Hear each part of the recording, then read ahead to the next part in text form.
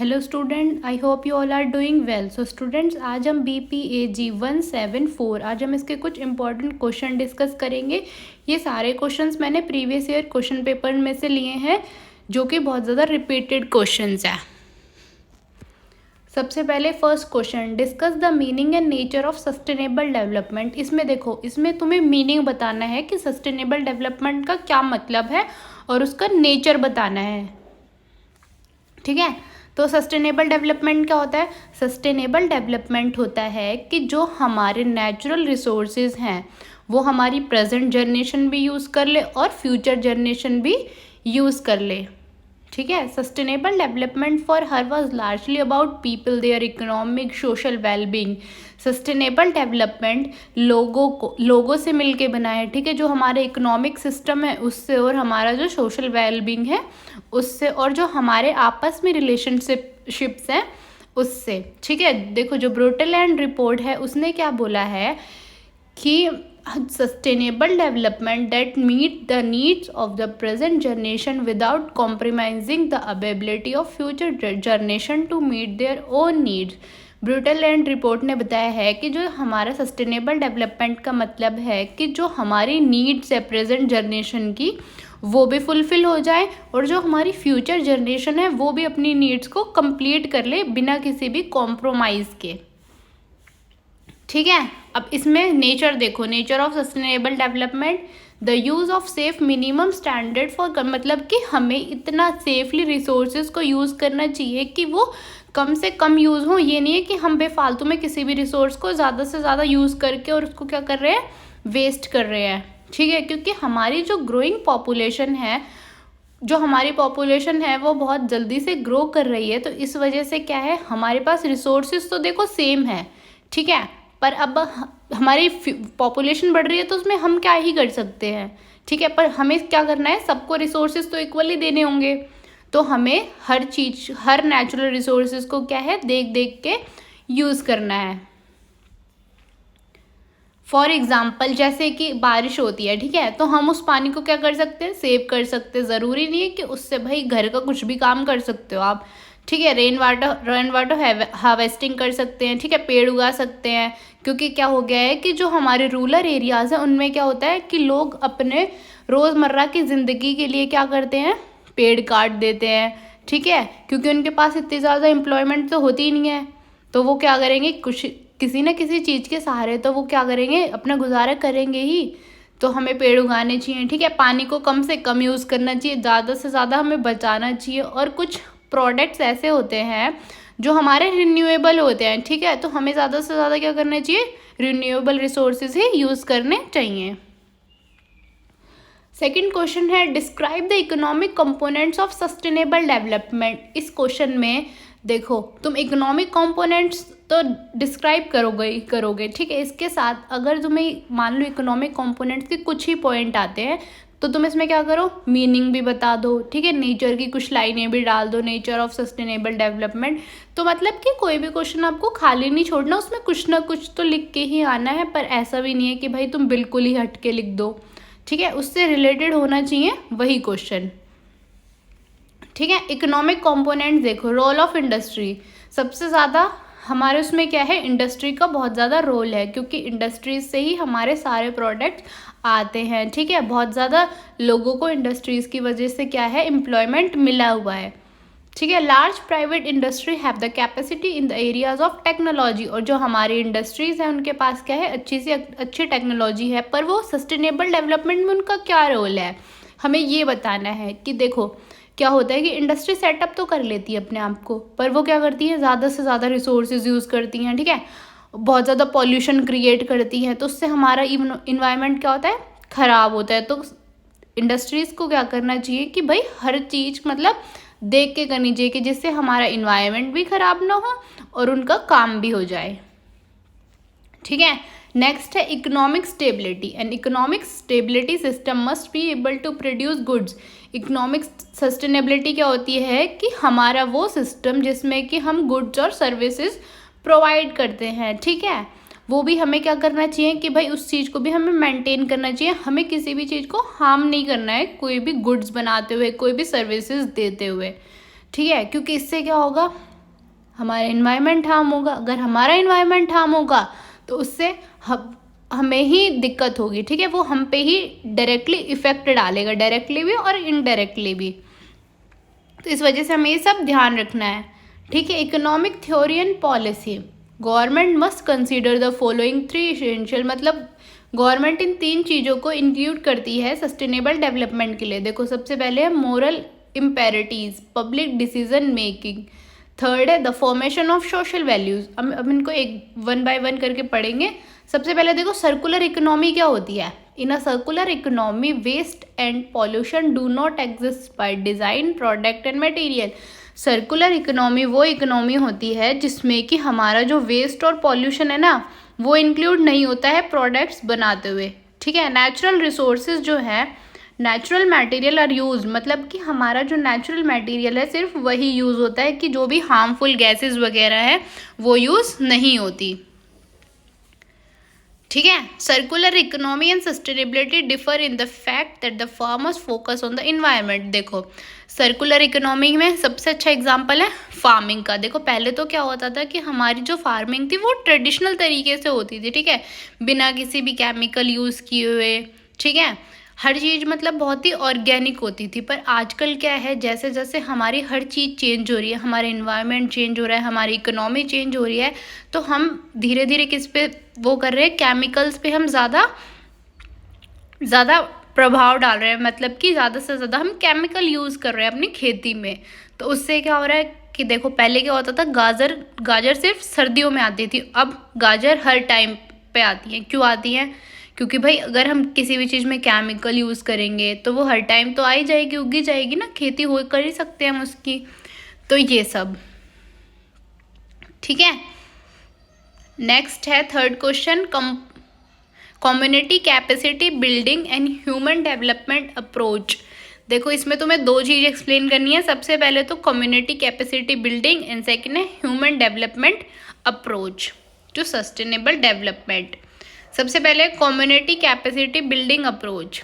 The community capacity building approach processes skills development and increase in knowledge. देखो, community capacity building approach क्या होती है कि जिसमें हम स्किल्स देते हैं लोगों को। ठीक है, उसकी वजह से क्या होता है, अगर हम किसी को कुछ सिखाएंगे तो वो ये तो है नहीं कि सिर्फ वही पर्टिकुलर वही समझेगा, उसका खुद का भी तो वो होगा ना, उसमें खुद में भी तो दिमाग होगा कि हाँ भाई उससे हम कैसे क्रिएटिविटी कर सकते हैं उससे।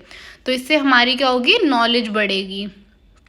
ठीक है, अगर हम किसी को स्किल्स देंगे तो वो क्या होगा, बाहर जाके वो एम्प्लॉयमेंट करेगा, मतलब एम्प्लॉयमेंट मिलेगा उसको। तो उससे हमारी जो गरीबी है वो भी क्या होगी, कम होगी। ठीक है, given below are 3 main areas of community capacity building approach. देखो, 3 चीज़ें बताई हैं इसमें कि जिससे कम्युनिटी कैपेसिटी बिल्डिंग अप्रोच वो होती है। सबसे पहले है resources, the financial holding natural and the life stock can provide sustainable. देखो, हम अपने नेचुरल रिसोर्सेज का कब ओवर एक्सप्लोर करते हैं, जब हमारे पास एम्प्लॉयमेंट नहीं होता। ठीक है, जब भी हम क्या करते हैं, लकड़ियाँ काटते हैं। ठीक है, जब भी हम ज़्यादा से ज़्यादा मतलब हम ऐसी चीज़ें करते हैं कि जिससे हमारा इन्वायरमेंट इफेक्ट हो अपने जीने के लिए। ठीक है, तो इसमें यही बताया है कि जो रिसोर्सेज हैं उनका कैसे हम अच्छी तरह से यूज़ कर सकते हैं। सेकेंड है social bonds, the social bonds and community relationship increase investment of community. देखो, अगर हमारे किसी के साथ भी अच्छे बॉन्ड्स होंगे, मतलब कम्युनिटी इन द सेंस कि हमारे सोसाइटी में लोगों के साथ अच्छे बॉन्ड्स होंगे, तो हम क्या करेंगे, गरीबों को सपोर्ट करेंगे। कोई भी नई पॉलिसी आएगी तो उनको बताएंगे कि हाँ भाई ठीक है, अगर हमें किसी से कोई मतलब ही नहीं है या फिर हम किसी को जानते ही नहीं है तो हम किसी को क्यों हेल्प करेंगे। तो इसलिए सोशल बॉन्ड्स एक बहुत ही इंपॉर्टेंट फैक्टर है। थर्ड है human assist, the human assist refers to the skill in the individual which can get them. Human assist होता है कि हम किसी में भी स्किल प्रोवाइड कर दें जिसकी वजह से उसको एम्प्लॉयमेंट मिले। ठीक है, स्पेशली क्या है, रूरल एरियाज में। नेक्स्ट अप्रोच है ह्यूमन डेवलपमेंट अप्रोच। देखो, human development refer to wellbeing of human which is an integral goal of any society. ठीक है, देखो, सबसे हमारी सोसाइटी में सबसे इम्पोर्टेंट क्या है, हमारे ह्यूमंस है सबसे इम्पोर्टेंट। अगर वही एजुकेटेड होंगे तो हमारा देश क्या करेगा, तरक्की करेगा और हम किसी भी चीज़ को क्या कर सकते हैं, अचीव कर सकते हैं। तो हमें ज़्यादा से ज़्यादा अवेयरनेस फैलानी चाहिए लोगों में कि भाई तुम कैसे अपना इन्वायरमेंट का ध्यान रख सकते हो। ठीक है, देखो इसमें भी कुछ एरियाज़ बताए हैं। सबसे पहले सोशल एनवायरनमेंट फॉर हैप्पीनेस, कि कैसे जो हमारा, देखो अगर हमारा इन्वायरमेंट अच्छा है तो हमारी हेल्थ भी अच्छी होगी, ठीक है, हमें सारी चीज़ें भी अच्छी मिलेंगी। तो ये हमारा एक इम्पॉर्टेंट फैक्टर है कि भाई हमारा जो इन्वायरमेंट है वो अच्छा हो, ठीक है। फिर है urban happiness, the happiness of city life has been compared among the cities in the same country. मतलब देखो अगर हमें सारी फैसिलिटीज़ मिलेंगी, ठीक है, तो हमें कहीं पे भी जाने की ज़रूरत नहीं पड़ेगी, हमें किसी भी चीज़ को ख़राब करने की भी ज़रूरत नहीं पड़ेगी कि हाँ भाई ठीक है हमें तो ये मिल ही रही है तो हम क्यों इसको ख़राब करें, हम देख देख के यूज़ करेंगे, इससे अच्छा। फिर है sustainable natural environment, people are becoming more aware. अब क्या हो रहा है कि लोग बहुत ज़्यादा अवेयर हो रहे हैं, ठीक है, और कॉन्शियस हो रहे हैं अपने इन्वायरमेंट को लेके, क्योंकि क्या हो रहा है कि इन्वायरमेंट चेंज हो रहा है जैसे जैसे, तो वो हम पे इफ़ेक्ट डाल रहा है, ठीक है। फॉर एग्जाम्पल अगर पॉल्यूशन होगा तो उसकी वजह से क्या होगा, ना धूप भी नहीं निकलेगी, क्योंकि देखो दिवाली के टाइम पे क्या होता है कि लोग इतने ज़्यादा बम पटाखे जलाते हैं जिसकी वजह से क्या होता है कितने दिनों तक पॉल्यूशन रहता है। तो उससे जो सांस लेने वाले, जिनको सांस की दिक्कत है जिन लोगों को, उनको कितनी परेशानी होती है, ठीक है, हमारी आँखें भी कितना जलती हैं। तो इस वजह से लोगों को अवेयर हो जाना चाहिए अगर वो अवेयर नहीं भी हुए हैं तो। फोर्थ क्वेश्चन है right short note about 250 words each. इसमें देखो आपको शॉर्ट नोट लिखना है जिसमें 250 वर्ड्स होने चाहिए। इसमें तुम्हारे 2 पॉइंट्स आएंगे, ठीक है, और तुम्हें दोनों करने हैं। सबसे पहले कॉन्सेप्ट ऑफ ग्लोबल कॉमन्स, ठीक है। तो सबसे पहले देखो कॉमन्स होता क्या है। It can explain through 2 different approach. Commons को 2 तरीके से भाई ने एक्सप्लेन किया है। सबसे पहले है 2 attributes of resources, exclusion and subtractability. Second है concept of resources, resource domain and property rights. तो सबसे पहले हम फर्स्ट वाला पढ़ लेते हैं जी। सबसे पहले है 2 attributes of resources, exclusion and subtractability. अब हम ये देखते हैं कि एक्सक्लूजन क्या होता है।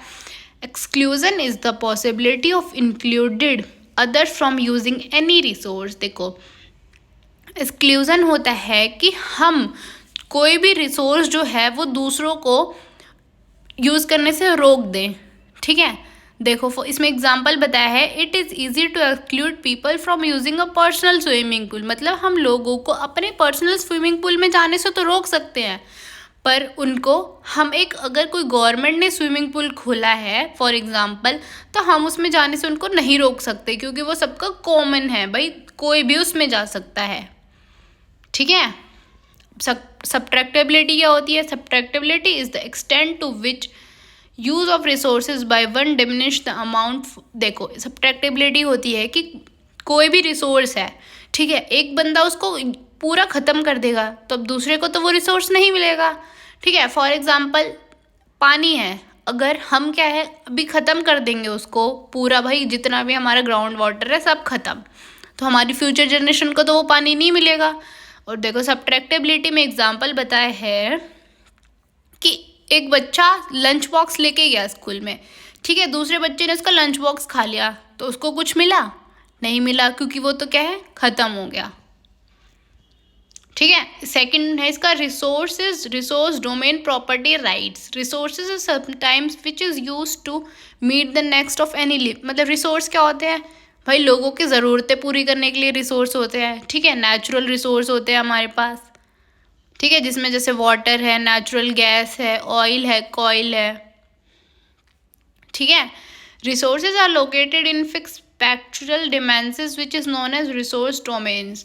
रिसोर्स डोमेन्स क्या होता है कि भाई हमारे कुछ फिक्स रिसोर्सेज हैं, उनको मतलब कि भाई ये तो लोगों को चाहिए ही चाहिए, ठीक है। Commons are simply the resources domains where common pool resources are found. Commons क्या होते हैं, जैसे जो भी कॉमन रिसोर्सेज हैं, जैसे जो भी रिसोर्सेज है, फॉर एग्जांपल वाटर है, ऑयल है, कॉल है, ये सबको चाहिए तो ये हमारे कॉमन रिसोर्सेज हो गए, ठीक है। इसी क्वेश्चन का सेकंड पॉइंट है global Commons.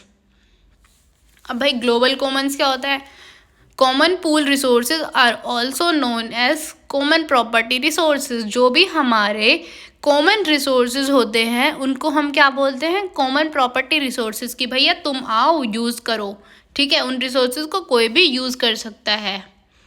The property in case of resources is a bundle of rights such as right to access, मतलब कि भाई उन रिसोर्सेज को यूज़ करने का सबको अधिकार है, ठीक है।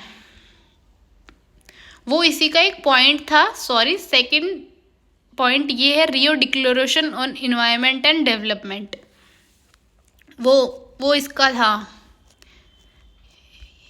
ये कॉमन्स का ही एक पॉइंट था वो, सॉरी मैंने ध्यान नहीं दिया। Second Rio declaration on environment and development. अब देखो रियो डिक्लेरेशन बतानी है हमें, इन्वायरमेंट पे अलग बतानी है और डेवलपमेंट पे अलग बतानी है, ठीक है। Some of the important highlights on Rio declaration, पहले बताने कि जी होता क्या है ये। Human beings are at the centre of concern, जो हमारे ह्यूमन बींग्स हैं वो क्या है, हमारे सस्टेनेबल डेवलपमेंट के सबसे इम्पॉर्टेंट प्लेयर है, ठीक है। कैसे कि अगर ह्यूमंस कुछ करेंगे जब भी तो इन्वायरमेंट वो होगा, इन्वायरमेंट ख़राब होगा। अगर ह्यूमंस ही कुछ नहीं करेंगे तो हमारा इन्वायरमेंट तो अच्छा रहेगा, किसी को कोई दिक्कत ही नहीं होगी, ठीक है। देखो अगर हमें सस्टेनेबल डेवलपमेंट अचीव करना है तो हमें क्या करना होगा कि जो गरीब लोग हैं उनको ज़्यादा से ज़्यादा एम्प्लॉयमेंट देनी होगी, ठीक है। अनइक्वालिटी रिड्यूस करनी होगी और जितनी हमारी किसी भी चीज़ की डिमांड है उसको क्या करना होगा, फुलफिल करना होगा, ठीक है। जो हमारी वुमेन्स हैं वो क्या करती हैं, एक मेजर रोल प्ले करती हैं इन्वायरमेंट मैनेजमेंट में। कैसे करती हैं, देखो महिलाएं क्या है, फॉर एग्जांपल महिलाएं ज़्यादातर घर पे रहती हैं, तो वो क्या है, अगर ज़्यादा से ज़्यादा पानी वेस्ट करेंगी तो कुछ टाइम बाद पानी ख़त्म हो जाएगा जी। तो हमारी जो वुमेन्स हैं अगर वो नेचुरल रिसोर्सेज का कम से कम यूज़ करें तो वो नेचुरल रिसोर्सेज मैनेज रहेंगे हमारे, ठीक है। Indigenous peoples and their community and other local community have a vital role in environment management. देखो इंडिजीनियस पीपल जो हैं और हमारे कुछ लोकल कम्युनिटीज़ हैं उनका भी बहुत बड़ा रोल है किसको इन्वायरमेंट को प्रोटेक्ट करने में। हमारा फिफ्थ क्वेश्चन है examine the inter relationship between sustainable development and food security. देखो इस क्वेश्चन में तुम्हें बताना है कि जो हमारा सस्टेनेबल डेवलपमेंट है उसका फूड सिक्योरिटी से क्या मतलब है, क्या रिलेशनशिप है इन दोनों का आपस में, ठीक है। Relationship between food security and sustainable development are influenced by the following issues. देखो सबसे पहले ग्रीन रेवोल्यूशन। अब जी ग्रीन रेवोल्यूशन क्या होता है, ग्रीन रेवोल्यूशन होता है लो productivity in the agriculture sector has a huge impact that extend. अगर हमारी जो एग्रीकल्चर है उसकी हमारी जो खेती है वो कम हो रही है तो उसकी वजह से क्या होगा जी, खाना कम पड़ जाएगा एक टाइम पे, ठीक है। अगर खाना कम पड़ जाएगा तो लोग बीमार हो जाएंगे, तो हमें क्या करना है, अपनी प्रोडक्टिविटी को बढ़ाना है। To meet the growing demand for food green revolution was introduce through the rapid transfer. देखो हमारी डिमांड क्या है, खाने के लिए बहुत ज़्यादा बढ़ रही है क्योंकि हमारी पॉपुलेशन भी दिन पे दिन क्या हो रही है, ज़्यादातर बढ़ रही है। तो इस वजह से हमने ग्रीन रेवोल्यूशन को इंट्रोड्यूस कर दिया जिसमें क्या है कि हम कुछ केमिकल्स यूज़ करके उस डिमांड को फुलफ़िल कर सकते हैं, ठीक है। इससे हमारी जो खेती है वो भी क्या होगी, ज़्यादा से ज़्यादा होगी, ठीक है। ज़्यादा से ज़्यादा इसमें न्यू टेक्नोलॉजीज़ को भी इंट्रोड्यूस किया है। सेकेंड पॉइंट है loss of biodiversity. Traditional knowledge of resources conserve farming practices.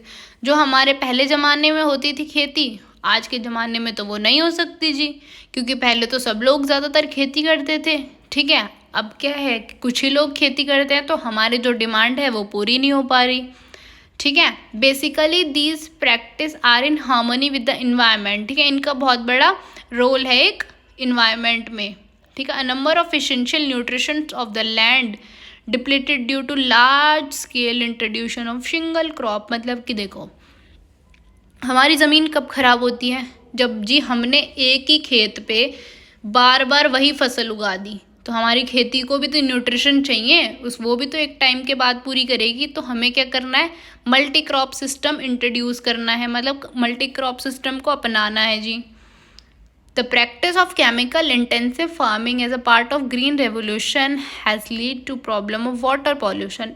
अब जी केमिकल्स जो आए हैं उसकी वजह से हमारा वाटर पॉल्यूशन हो रहा है. अगर हम केमिकल्स यूज़ नहीं करेंगे तो क्या होगा, हमारी जो डिमांड है वो कंप्लीट नहीं होगी. थर्ड पॉइंट है depletion of livestock and fisheries.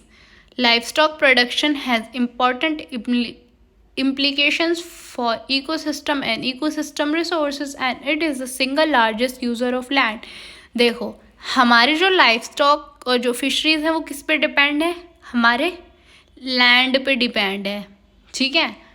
The global importance of life stocks and their products is, मतलब कि जो हमारे डेयरी प्रोडक्ट्स होते हैं, दूध दही, ये सब हमारे इम्पॉर्टेंट क्या हैं, इम्पॉर्टेंट प्रोडक्ट्स हैं ये.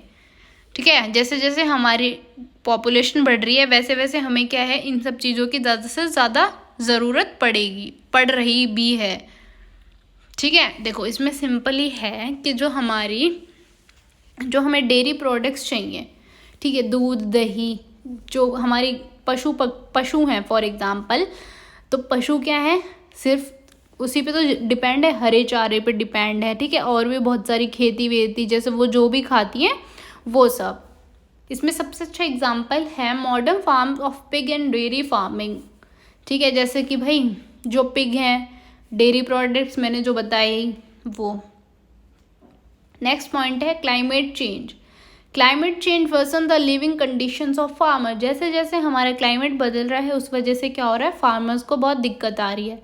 जिस टाइम बारिश होनी चाहिए उस टाइम बारिश नहीं होती, जिस टाइम नहीं होनी चाहिए उस टाइम बारिश हो रही है. तो उस वजह से हमारी जो प्रोडक्शन है वो क्या हो रही है, बहुत कम हो रही है. अगर हमारी प्रोडक्शन कम होगी तो वो हमें किस पे इफ़ेक्ट करेगी, हमारी फूड सिक्योरिटी पे इफ़ेक्ट करेगी. नेक्स्ट क्वेश्चन है what are the characteristics and categories of green technology. देखो इसमें हमें दो चीज़ एक्सप्लेन करनी है. सबसे पहले ग्रीन टेक्नोलॉजी के कैरेक्टरिस्टिक्स और उसके बाद उसकी कैटेगरीज. ठीक है. सबसे पहले categories of green technology. Green technology है 5 कैटेगरीज. इसमें ग्रीन टेक्नोलॉजी की 5 कैटेगरीज बताई हैं. High efficiency energy and resources use. Green technology help to achieve energy efficiency by using a reduced quality of energy. हाँ जी. तो इसमें बताया है कि हमें हाई जो मतलब ग्रीन रेवोल्यूशन में क्या होता है कि हम एनर्जी कम से कम यूज़ करते हैं. ठीक है. उसी के प्रोडक्ट्स को या सर्विसेज को करने के लिए हम उस एनर्जी का कम से कम यूज़ करते हैं और ज़्यादा से ज़्यादा हम क्या लेते हैं, उससे आउटपुट लेते हैं. ठीक है. और जो हमारी ग्रीन रेवोल्यूशन है वो हमारी कॉस्ट इफेक्टिव भी है. ठीक है. इसमें हम भाई सेकंड पॉइंट देखो, लो कॉस्ट. इसमें हमारी कम से कम कॉस्ट लगती है जी. ठीक है. एक बार आपको कोई टेक्नोलॉजी अपनानी है फिर आप लाइफ टाइम उसी को यूज़ करो, उसी पे ध्यान दो कि हाँ भाई ये टेक्नोलॉजी है, ऐसे ऐसे हमें करना है, बात ख़त्म. तो उससे हमारे पैसे भी कम लगेंगे. ठीक है. हमारी कॉस्ट भी कम आएगी जी. दिस टेक्नोलॉजी और जो हमारी ग्रीन रेवोल्यूशन में कुछ टेक्नोलॉजी हैं वो बहुत ही ईजी हैं. ठीक है. कोई उसको अडॉप्ट कर सकता है.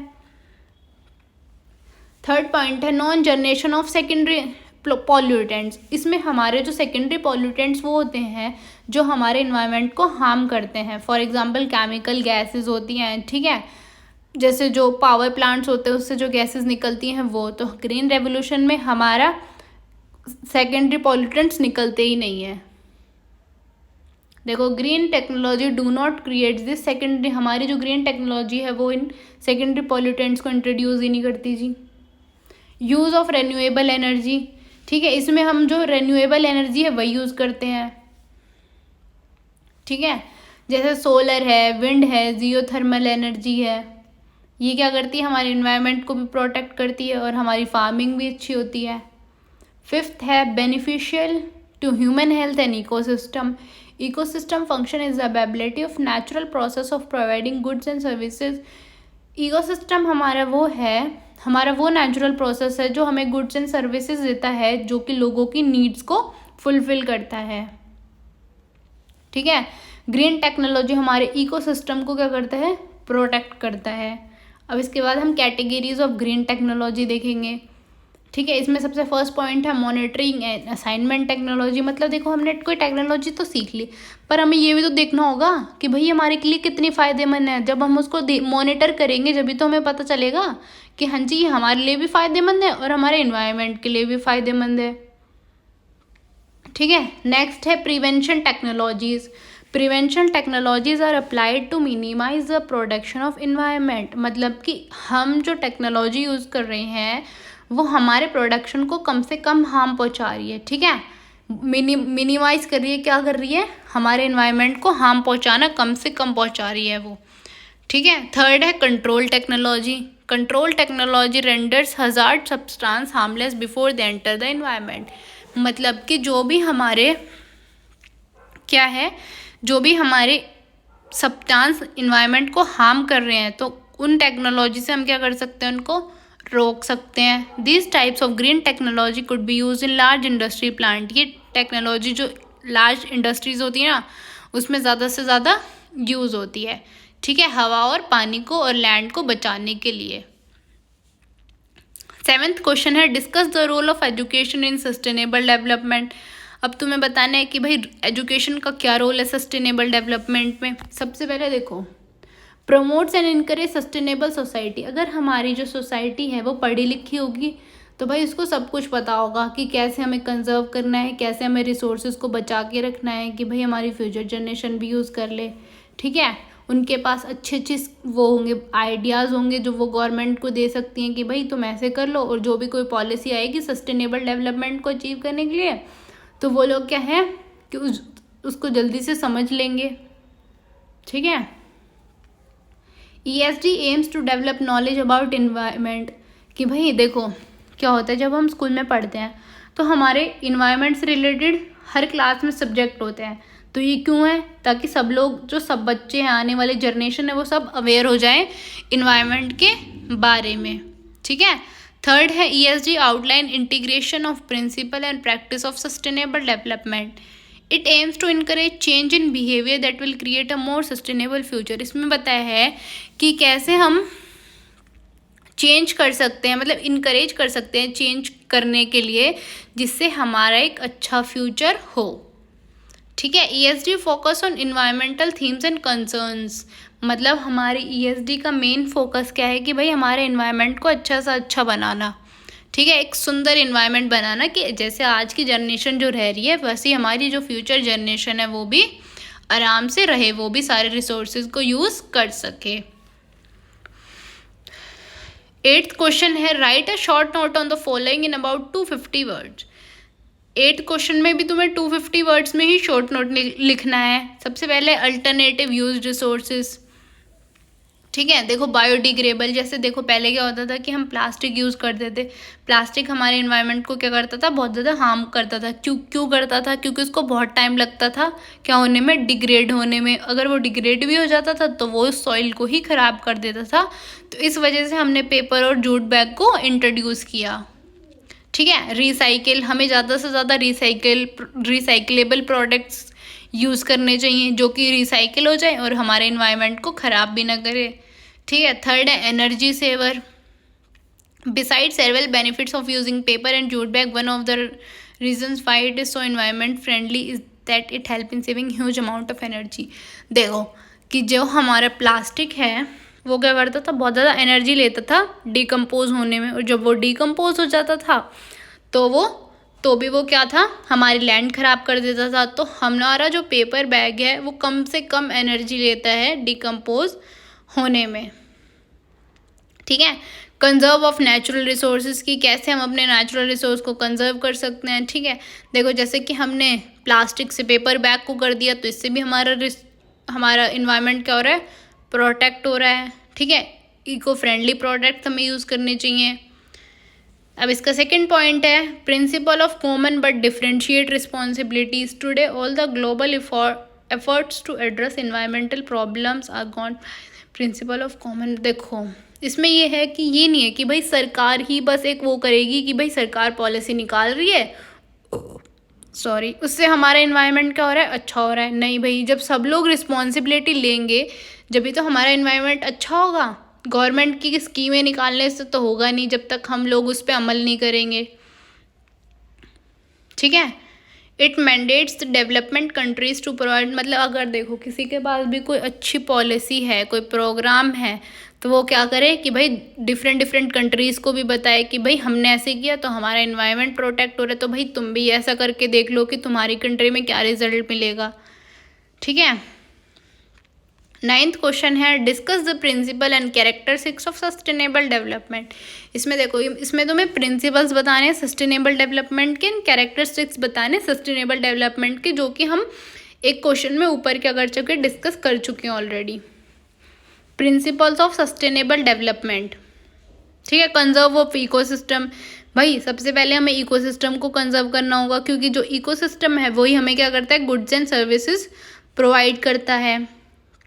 Sustainable development of society, population growth increase the demand for goods and services. जो जैसे जैसे हमारी पॉपुलेशन ग्रोथ हो रही है वैसे वैसे क्या हो रहा है, हमारी सर्विस गुड्स एंड सर्विसेज की डिमांड भी क्या कर रही है, बढ़ रही है। तो जिस वजह से सब लोगों को एक बैलेंस डाइट चाहिए, अच्छी हेल्थ फैसिलिटी चाहिए, एम्प्लॉयमेंट चाहिए, एजुकेशन चाहिए, ठीक है। कंजर्व ऑफ बायोडाइवर्सिटी, जो भी हमारी लिविंग स्पीसीज हैं उनको क्या करना है, हमें कंजर्व करना है। ये नहीं कि हम पानी ख़राब कर देंगे तो मछलियाँ मर जाएंगी, ऐसे हमें नहीं करना भाई, उन्हें भी जीने का पूरा हक है, ठीक है।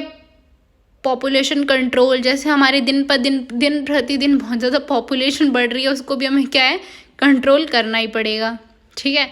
वरना क्या होगा, हमारे पास रिसोर्सेज कम है और हमारी पॉपुलेशन बढ़ रही है तो उसका ओवर एक्सप्लोट होगा, ठीक है। Conservation of human resources are to be developed by providing, human resource को हम कैसे कंजर्व कर सकते हैं, लोगों को हम पढ़ाएं भाई, अच्छी एजुकेशन प्रोवाइड करें, उनको अच्छी हेल्थ केयर दें, उनको एम्प्लॉयमेंट दें, उनको ट्रेनिंग दें कि भाई तुम अपना ध्यान रखो, अपने साथ साथ इन्वायरमेंट का भी ध्यान रखो।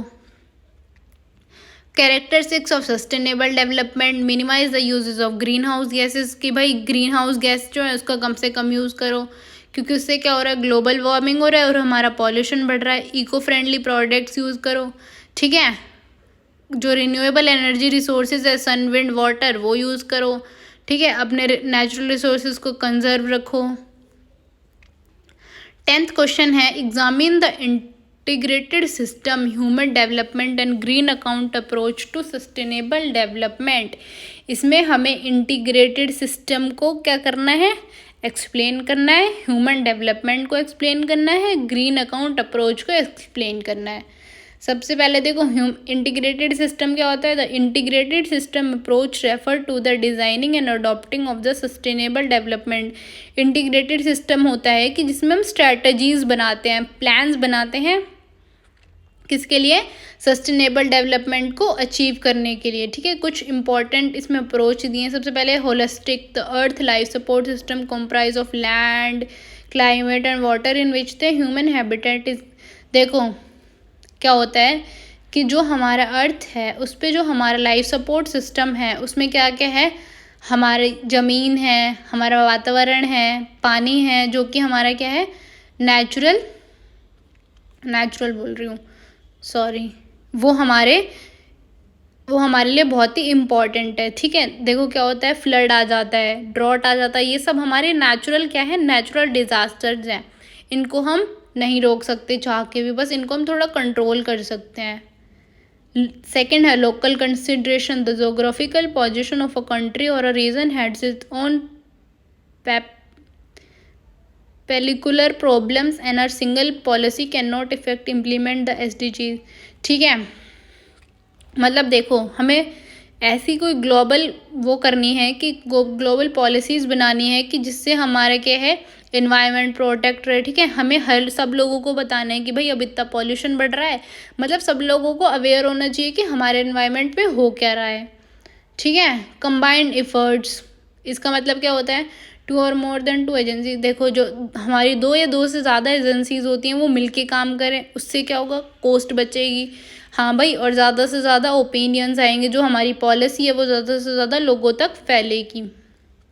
नेक्स्ट है human development approach. Human development refer to wellbeing of human which in integrated goal. मतलब ह्यूमन डेवलपमेंट अप्रोच क्या होती है, हमने अभी ऊपर भी पढ़ी है ये वाली अप्रोच, कि भाई जो हमारे ह्यूमंस हैं हम उनको एजुकेट करें, उनको अच्छी हेल्थ केयर दें, क्योंकि हमारे जो ह्यूमंस हैं वो क्या है, इन्वायरमेंट के लिए एक सबसे मेन इंपॉर्टेंट रोल प्ले करते हैं। ठीक है, फिर green account approach, all nations are making an effort to build a green economy. देखो सब लोग क्या कर रहे हैं, ग्रीन इकोनॉमी को इंट्रोड्यूस कर रहे हैं। ठीक है, जिसमें क्या हो रहा है कि नई नई टेक्नोलॉजीज आ रही है, हमारी जो प्रोडक्टिविटी है वो भी क्या हो रही है, बढ़ रही है। ठीक है, principle of sustainable development, harvest rate must be, मतलब जो भी हम खेती करते हैं अगर हमें उसमें प्रॉफिट ही नहीं होगा तो उसमें क्या ही फ़ायदा है। ठीक है, तो हमें भाई ऐसी टेक्नोलॉजीज़ को अपनाना है कि जिससे हमें फ़ायदा भी हो, वरना तो कोई फ़ायदा ही नहीं है हमारा खेती करने का, फिर उससे क्या होगा, हम पॉवर्टी में आ जाएंगे।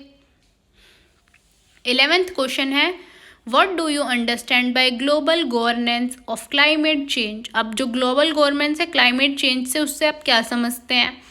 इसका फर्स्ट पॉइंट है, there must be clearly defined boundaries for the user pool, मतलब कि अगर कोई भी रिसोर्सेज है तो आपको उस पर रूल्स एंड रेगुलेशंस बना देने चाहिए कि भाई सिर्फ इतना ही तुम यूज़ कर सकते हो, ये नहीं कि सारा ही तुम्हारा है। ठीक है, उस पर प्रॉपर रूल्स एंड रेगुलेशंस होने चाहिए। ठीक है, अब देखो रूल्स एंड रेगुलेशंस तो लगा दिए, इसका मतलब तो ये तो नहीं है ना कि हम उसको देखेंगे ही नहीं, मॉनिटर करने के लिए कुछ एजेंट्स रखने हैं। ठीक है, ग्रीन हाउस गैस का कम यूज़ करना है। ठीक है, क्योंकि ये क्या है, हमारे इन्वायरमेंट को ख़राब करती है। ठीक है, हमें भाई ट्रस्ट करना है। ठीक है, all policies have multi effect. अब ये तो है नहीं कि फॉर एग्जांपल दूसरे देश में अगर कोई अगर कोई दूसरे देश में हमने कोई पॉलिसी लाई थी वो अच्छा इफेक्ट कर रही थी वहाँ पे, तो हमारे यहाँ पे भी करे। ठीक है, सब अलग अलग पॉलिसी अलग अलग इफेक्ट डालती हैं, पर हमें हर चीज़ को मॉनिटर करना बहुत ज़रूरी है। ठीक है, नेक्स्ट क्वेश्चन है question 12, examine the role of labour union and corporates in sustainable development. इसमें बताना है कि लेबर यूनियन का और कॉर्पोरेट्स का क्या रोल है सस्टेनेबल डेवलपमेंट में। सबसे पहले ऑब्जेक्टिव ऑफ लेबर यूनियन। ठीक है, पहले objective of labour union, wages and salary. ठीक है, तो देखो अगर कोई भी इंसान काम कर रहा है तो वो किसके लिए काम कर रहा है, सैलरी के लिए, वेजेस के लिए, तो हमें उनको टाइम टू टाइम वेजेस और सैलरी देनी है। ठीक है, वर्किंग कंडीशंस, मतलब कि वहाँ पे हमें अच्छी फैसिलिटीज़ देनी है कि पानी की अच्छी फैसिलिटी हो वहाँ पे, मतलब कि भाई लोग जो ड्रिंकिंग वाटर है वो क्या हो, अच्छा हो। और जो देखो पेड हॉलीडेज़ होनी चाहिए। अब ये नहीं कि भाई त्यौहार आ रहा है तो हम छुट्टी ही नहीं दें, नहीं भाई हमें उनको क्या करना है, छुट्टी देनी है और उसकी सैलरी भी देनी पड़ेगी हमें, क्योंकि भाई त्यौहार मनाने का तो सबको हक है। ठीक है, वेलफेयर, हमें उनका वेलफेयर का भी ध्यान रखना है। ठीक है, डिसिप्लिन होना चाहिए कि भाई ये नहीं है कि हम किसी भी वर्कर को हरास कर रहे हैं मेंटली या फिजिकली। ठीक है, प्रॉपर डिसिप्लिन होना चाहिए। Function of trade unions protect the worker from wages variation, मतलब कि हमें उनका ये नहीं है कि भाई 2-2 महीने तक सैलरी नहीं आ रही।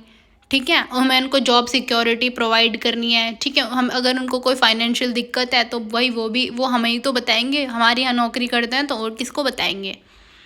ठीक है, अब देखो role of corporate in sustainable development, इसमें 3 पिलर्स बताए हैं, economic, ecologic and social pillar. सबसे पहले common CR policies includes adoption of internal controls, भाई हमारे पास इंटरनल कंट्रोल होना चाहिए। ठीक है, डाइवर्सिटी इन हायरिंग एम्प्लॉयमेंट्स होनी चाहिए और कोई भी बैरियर कम्युनिकेशन नहीं होना चाहिए। ठीक है, वर्क प्लेस हमारा अच्छा होना चाहिए, हमें नई नई पॉलिसीज इंट्रोड्यूस करनी है और हमें उनको खुद भी अमल करना है। ठीक है, रिस्पॉन्सिबिलिटी लेनी है हमें गुड्स एंड सर्विसेज को प्रोवाइड करने की। ठीक है, corporate sustainability is seen as the ability of the company by its management. हमारी कॉर्पोरेटिव सस्टेनेबिलिटी कब दिखती है, जब हमारी जो कंपनी है वो गुड्स एंड सर्विसेज भी प्रोवाइड कर रही है और क्या कर रही है, साथ में हमारे इन्वायरमेंट का और हमारे इकोसिस्टम का भी ध्यान रख रही है। ठीक है, लास्ट क्वेश्चन है, right a short note on the following in about 200 words. इसमें आपको 200 वर्ड्स में शॉर्ट नोट लिखना है। इसमें भी 2 पॉइंट्स हैं। Food security, in 1974 food security was defined by, हमारा 1974 में फूड सिक्योरिटी को डिफाइन किया था वर्ल्ड फूड समिट ने। ठीक है, फूड सिक्योरिटी क्या होती है भाई, फूड सिक्योरिटी मतलब कि हर किसी को इतना न्यूट्रिशन मिले जितना उसका एक दिन के लिए उसको चाहिए, मतलब कम से कम प्रोटीन उसका क्या होना चाहिए, इनटेक होना चाहिए, सॉरी प्रोटीन न्यूट्रिशन उसका कंप्लीट होना चाहिए, ठीक है, उसको सफिशेंट फूड मिलना चाहिए, ठीक है। फूड इनसिक्योरिटी कब होती है, देखो हमारी फूड इनसिक्योरिटी कब होती है, जब हमारा जो एग्रीकल्चर है वो क्या हो जाएगा, एग्रीकल्चर की प्रोडक्टिविटी कम होगी, तब हमारी फूड इनसिक्योरिटी हो जाएगी, ठीक है। इसमें देखो 3 तरह की वो बताई गई है इनसिक्योरिटी। सबसे पहले chronic food insecurity, there is usually a long term phenomena, this occurs when people are unable to meet their minimum food required. Chronic food insecurity क्या होती है, जब लोग अपने मिनिमम फूड रिक्वायरमेंट्स को भी पूरा नहीं कर पाते लंबी समय तक, ठीक है, जैसे लो इनकम है, पोवर्टी वाले जो लोग हैं, जो पोवर्टी लाइन के बिलो हैं वो, ठीक है। नेक्स्ट है ट्रांजिटरी फूड इनसिक्योरिटी, ये हमारी शॉर्ट टर्म की फूड इनसिक्योरिटी है, ठीक है। ये किस वजह से होती है, अगर कोई डिज़ास्टर आ जाता है तो लोगों तक खाना नहीं पहुंच पाता। सीजनल फूड इनसिक्योरिटी, सीजनल होती है जैसे कि भाई it occurs due to seasonal fluctuation in weather, मतलब कि देखो जब हमारा जो सीज़न है उसकी सब्जियां हमें नहीं मिल पाती, ठीक है, उसके फ्रूट्स हमें नहीं मिल पाते टाइम पे, ये कुछ टाइम की ही इनसिक्योरिटीज़ होती हैं। जैसे हमारा वेदर चेंज हो जाता है, क्लाइमेट चेंज हो जाता है, क्रॉपिंग पैटर्न चेंज हो जाता है, इस वजह से। सेकंड पॉइंट है tribal rights and environmental justice. इसमें ट्राइबल राइट्स एक्सप्लेन करने हैं और इन्वायरमेंटल जस्टिस एक्सप्लेन करना है। It is important to understand the concept of environment justice which include fair distribution of environment, मतलब सब लोगों को भाई इक्वली इन्वायरमेंट के गुड्स एंड सर्विसेज यूज़ करने का मौका मिलना चाहिए, सबको उसका बेनिफिट मिलना चाहिए। ये नहीं है कि भाई तुम अमीर हो तो तुम उठा लो, हम गरीब है तो हम उठा लेंगे, नहीं, ठीक है। Existence building of capability among individual groups and non human parts of nature, भाई सब लोगों को इक्वली क्या होना चाहिए, इक्वली लोगों को इतनी कैपेबल होना चाहिए कि भाई सब लोग इन्वायरमेंट का फ़ायदा उठा सके, ठीक है। Environmental injustice is produce through various mechanism such as government planning. देखो इन्वायरमेंटल इनजस्टिस कब होता है, जब गवर्नमेंट की कुछ पॉलिसीज़ आती हैं, कुछ प्लान्स बनते हैं, जब आधे लोगों को उससे फ़ायदा होता है और आधे लोगों को उससे फ़ायदा नहीं होता, जब होते हैं हमारी इन्वायरमेंटल इनजस्टिस, ठीक है। In this process of this exploitation the roles of tribal, जैसे कि हमारे जो ट्राइब्स हैं, जो हमारे लोग जंगल में रहते हैं, उनको क्या कर दिया जाता है, इग्नोर कर दिया जाता है, तो इससे इनजस्टिस होता है, ठीक है। For their basic needs they can access resources generated from, क्योंकि वो लोग क्या है फॉरेस्ट पे डिपेंड हैं, इस वजह से in term they have an interest in praising the for.